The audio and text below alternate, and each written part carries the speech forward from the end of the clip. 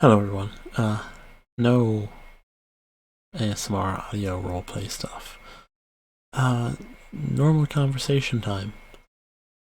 This may be basically soft-spoken, I don't know what to say. It's, pretty late and I've been thinking about this, audio for a while. And so let's see if my voice can handle this. Dungeons and Dragons is a huge part of my identity as a person. Not really Dungeons and Dragons specifically, but tabletop role-playing games. I started to play Dungeons and Dragons when I was young, but that doesn't really matter. I don't want to get ramble off the track of what I'm supposed to be talking about here. And what I want to talk about is the new OGL that came out. Well, since we're talking about the OGL, some people don't know who I am, some people don't know what the OGL is. Hello, my name's Tessera. I make fantasy audio roleplays. Probably not what you're interested in. And then I also play Dungeons and Dragons in my hobbies and stuff. And the OGL is part of Dungeons and Dragons, part of my hobby. The OGL, or the Open Gaming License, was made like 20 years ago. So people could make content for Dungeons and Dragons, like adventures and whatnot, to add on to the game. Sort of in like a, hey, you make something, we make all the regular stuff, and we both kind of grow together. And it worked out really well. It worked out so well that it really fucked over Wizards of the Coast, who own Dungeons and Dragons, when they switched over from 3rd edition to 4th edition. And they got rid of the OGL for that, and then instead they had the GSL, which is a different license altogether. But with no content being made for 4th edition by third-party creators, another company called Paizo decided to make Pathfinder, which used the OGL to make its own game system, which is basically, you can run a Pathfinder 1st edition game with 3.5 Dungeons and Dragons and be perfectly fine and nothing really changes. But Pathfinder became the most popular role-playing game before Dungeons and Dragons came out with 5th edition. So Wizards of the Coast have shot themselves in the foot before. So to build back the goodwill, I believe they made the OGL for 5th edition as well. To, build with people. So, yeah. Dungeons & Dragons has a huge market share of the TTRPG space. I believe like over 50% of people play Dungeons & Dragons 5th edition, which is insane if you think about it. Like, imagine if you go onto like a Steam or you're on your Xbox, you're like, what is everyone playing? And half the players are playing a singular game, which is like beyond like crazy. But let's get into this. Wizards of the Coast is owned by Hasbro, and Hasbro has not always been the best with its stuff. They like to, what was it, a few months ago, the new CEO said that Dungeons and Dragons is under-monetized, which was some writing on the wall already. And people were like, oh, that's weird. You shouldn't really be saying that. And I was like, well, we should see what's going on with that. Eventually, they started talking about the next Dungeons and Dragons, from 5th edition to 6th edition, but they're calling it 1D&D. Turns out that they hired someone from Microsoft who worked on the Xbox One team, basically. The Xbox Series 1 or whatever the fuck it's called. I don't remember what it's called. 1D&D. Xbox One. It's just like so stupid. But they're trying to say it's backwards compatible for 5th edition, and people can play that and use the new OGL that they're going to be making. It's like, why are you making a new one? Why can't you just update it? Make another thing? It's complicated because 20 years ago, in lawyer speak, there wasn't the term that was required irrevocable for licenses. So the OGL gave you a perpetual license, but not irrevocable. And so, Hasbro, being kind of greedy at this point, made a OGL, which they call a draft, but it's not a draft. They sent it out with contracts. So they sent out an OGL that revoked the old license, and any content that you make with Dungeons and Dragons, let's say you're just some fantasy role player who has a world based on his Dungeons and Dragons world that he wants to publish a book in sometime. Who knows? Unrelated, but let's say that person was there and they wanted to make a book. Wizards of the Coast, with that OGL, their new OGL 1.1 versus the old OGL, they would gain a perpetual license to use any of my ideas. And any third-party creator, really. As well as, if you make more than $750,000 a year, you will owe them 25% of revenue past that. Not like after taxes and whatnot. No. That's like revenue before taxes. So if you earn $1, they want 25% of that before it goes anywhere. So that's insane. And let's not even get started on them trying to be the sole arbiter of what they consider good and bad. Let's say, I publish a book, and who knows, like maybe I have like a very rude demon who is breaking arms or something like that, ripping off people's heads. They could find that very distasteful and say, no, you can't use this license, you can't make any Dungeons & Dragons content. Which is also kind of strange.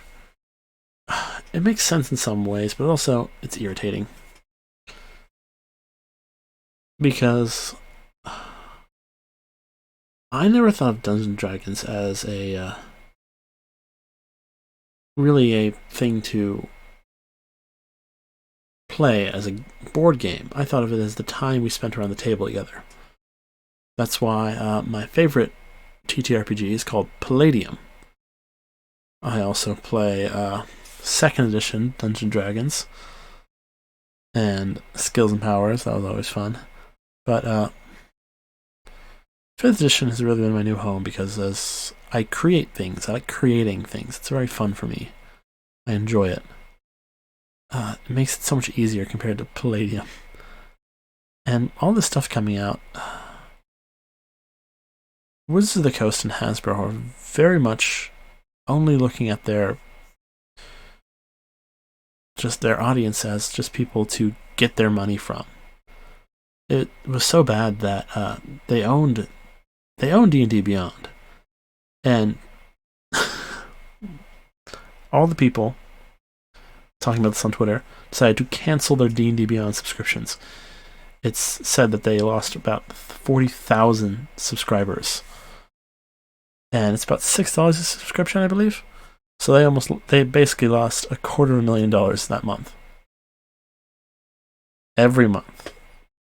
There's 12 months in the year, it's $250,000 in a month.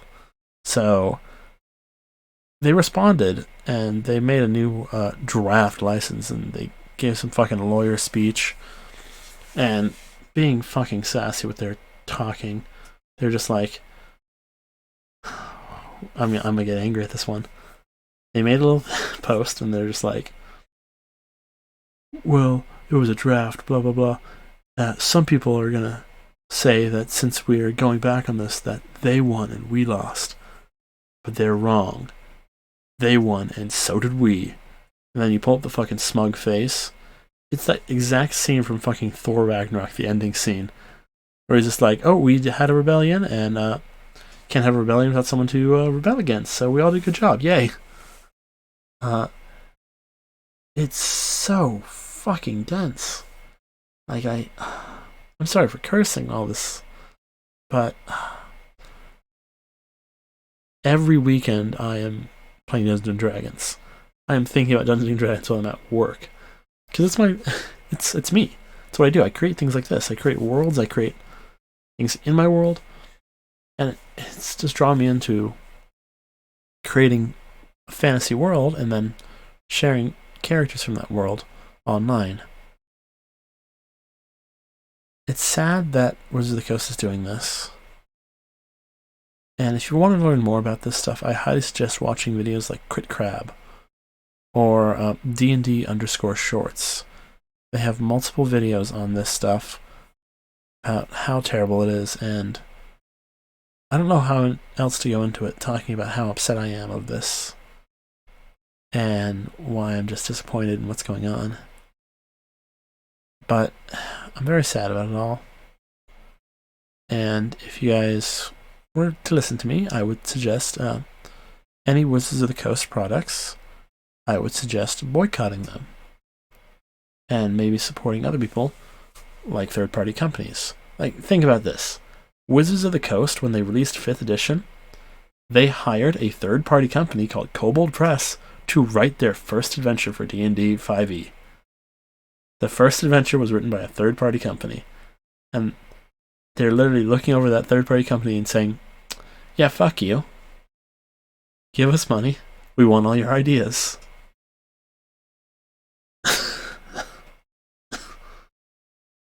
Anger. I'm sorry, I still have a cough from being sick. I've been trying to work around it, but it's still here. They've changed some stuff in the new OGL. It's still a long pain in my ass. They added irrevocable, but they changed the definition of irrevocable in the license. Because we want a perpetual irrevocable license to just make content.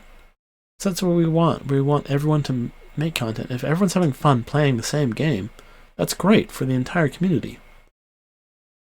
Which is why Pathfinder, Paizo, decided to make their own open license called the Orc. And, oh man, there's so much to go into. I'm not the person for this. I don't do scripted videos. I ramble all the time. I'm snapping. I'm a jazzy guy. I go off my feet. I'm improv. That's all me. I don't script a lot. And this is all just me rambling about this. I apologize if it doesn't make sense to you.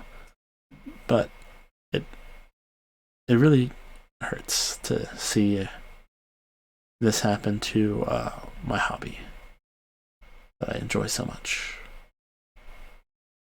Anyway, thank you for listening. Please educate yourself more, watch some videos, and see how Wizards of the Coast is really destroying D&D. So yeah, thank you. Let's go for the Patreon shoutouts.